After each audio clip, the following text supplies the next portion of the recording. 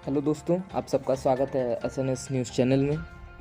ये देखा गया है कि इंडिया ने 1 बिलियन डॉलर का लोन श्रीलंका को दिया है, जो कि इंडियन रुपी में कुछ 7,700 करोड़ रुपए होते हैं। और इस साल इंडिया ने लगभग 2.4 बिलियन डॉलर, जो कि इंडियन रुपी में कम से कम 19 से लेकर 20 करोड़ रुपए होते हैं। और मैं बता दूं आपको, आगे भी इंडिया ज़रूर से श्रीलंका को और भी मिलियन डॉलर प्रोवाइड करता रहेगा एज अ लोन, क्योंकि रसिया यूक्रेन वॉर का इम्पैक्ट बहुत ही बड़े स्केल में श्रीलंका पे हुआ है, ना कि बस श्रीलंका पे बल्कि बहुत सारे देशों पे। और 2021 में सुब्रमण्यम स्वामी, जो कि राज्यसभा के मेंबर हैं, उन्होंने ये ट्वीट किया कि इंडिया को और 10 billion dollar as a loan with deferred interest, मतलब विथ नो इंटरेस्ट, श्रीलंका को प्रोवाइड करना चाहिए। और अभी तक इंडिया ने कुछ 4 बिलियन डॉलर का लोन श्रीलंका को दे दिया है, वो भी बहुत कम इंटरेस्ट पे। और इंडिया आगे भी 4 से 5 बिलियन डॉलर का लोन श्रीलंका को प्रोवाइड कर सकता है, जिसमें शायद कोई सरप्राइज़ होने की बात नहीं है। और इसके बारे में मैं आपको आगे बताऊंगा। और जैसे हम जानते हैं कि श्रीलंका की इकोनॉमी पहले से ही उतनी स्ट्रांग नहीं थी, because of organic farming disaster, या फिर आप बोल सकते हैं चाइना से इधर उधर के लोन लेने की वजह से।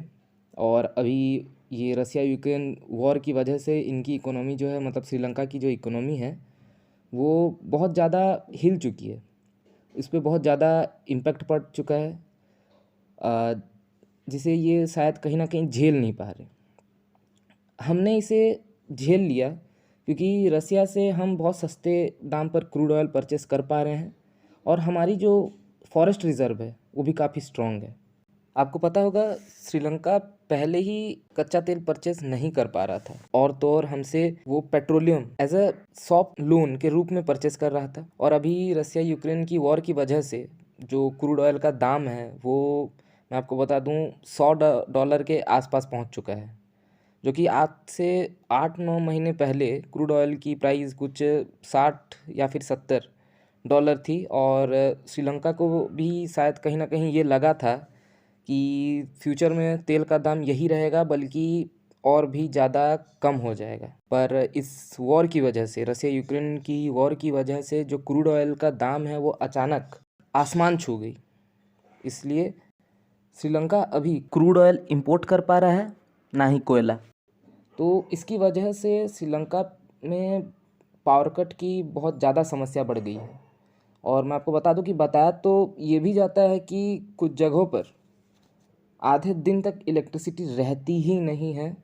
और मैं ये समझता हूँ कि इलेक्ट्रिसिटी ना होने की वजह से एक देश की इकोनॉमी पर क्या इम्पैक्ट पड़ सकता है, ये आप अच्छी तरह से समझ सकते हैं। और श्रीलंका में ऑलरेडी इन्फ्लेशन जो है वो 15% के आसपास है, जो कि एशिया में सबसे ज़्यादा वर्स्ट है। वहाँ बेसिक सामानों के दामों पर भी रेगुलर बढ़ोतरी दिखाई दे रही है। आपको बता दें कि श्रीलंका की जो श्रीलंकन रुपी है, वो गिरकर $1 इज़ इक्वल्स टू 233 श्रीलंकन रुपी हो चुकी है, जो कि एक महीने पहले कुछ $1 इक्वल टू 140 श्रीलंकन रुपी थी। श्रीलंका में दिन भर दिन हालात बदतर से बदतर हो रहे हैं। खाने पीने के सामानों में बढ़ोतरी दिख रही है, और इनको पता नहीं कि रसिया यूक्रेन वॉर की परिस्थिति कब ठीक होगी, तेल के दर कब कम होंगे, और कब इनके पास इतना पैसा हो जाएगा कि क्रूड ऑयल परचेस कर पाएंगे ये। इस बीच श्रीलंका में लोगों का गुस्सा भी बढ़ रहा है। आप सोच सकते हैं कि किसी देश की इकोनॉमी इतनी हिली हुई हो, पावर कट की समस्या हो रही हो, खाने पीने की सामान की जो प्राइस हैं वो आसमान छू रही हो, तो उस देश के नागरिकों का गुस्सा स्वाभाविक है। तो इसलिए श्रीलंका ने इंडिया से मदद मांगी है, और इंडिया ने भी इनको $1 as a loan line of credit के रूप में दिया है। मैं इसका मतलब आपको समझा देता हूँ कि आपने जो $1 बिलियन का एज अ लोन हमसे लिया है, वो सिर्फ आप इंडिया में ही खर्च कर सकते हैं, मतलब आप इंडिया से ही तेल डीजल ये सब परचेस कर सकते हैं, जिससे कि आपके देश में पावर कट की समस्या थोड़ी कम हो। पर इससे श्रीलंका को लॉन्ग टर्म मदद नहीं मिल पाएगी, क्योंकि श्रीलंका का जो मेन सोर्स था वो आपको भी पता होगा, वो टूरिज़्म था, जो कि कोविड की वजह से एकदम डिस्ट्रॉय हो गया है। और लगभग मैं आपको बता दूं 30% जो टूरिस्ट थे, मतलब जो टूरिस्ट आते थे श्रीलंका पे, वो रसिया, यूक्रेन और बेलारूस से थे, जो कि वॉर की वजह से नहीं आ पा रहे हैं।